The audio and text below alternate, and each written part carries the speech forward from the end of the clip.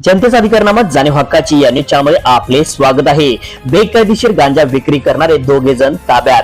कोल्हापूर स्थानिक गुन्हे अन्वेषण शाखेची कारवाई। करवीर तालुक्यातील गडमुडशिंगी येथील वायदंडे वसाहत लगत असलेल्या शेतात गांजा विक्रीसाठी आणून ठेवणाऱ्या चेतन विजय पवार वय वर्ष 24 राहणार गडमुडशिंगी आणि सुलेमान करीम शेख वय वर्ष 23 राहणार बेगरवाडी विशाळगड या दोघांसह गांजा पुरवठा करणारा रमेश शिंदे उर्फ परीट वय वर्ष 50 राहणार विक्रमनगर याच्यावर गांधीनगर पोलीस ठाण्यात गुन्हा दाखल केला आहे। स्थानिक गुन्हे अन्वेषण शाखेच्या पथकाने 2.5 किलो गांजा जप्त केला। गांजा साठा करणारे यातील पवार आणि शेख या दोघांना पोलिसांनी अटक केली।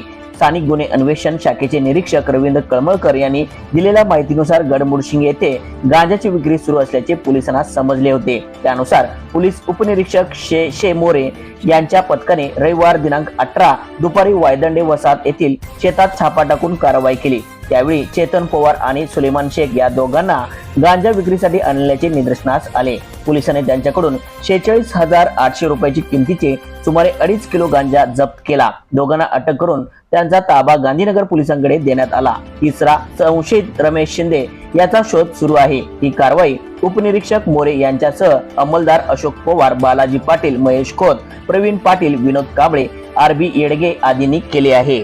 न्यूज चॅनल प्रतिनिधी श्री सचिन खोंद्रेसह।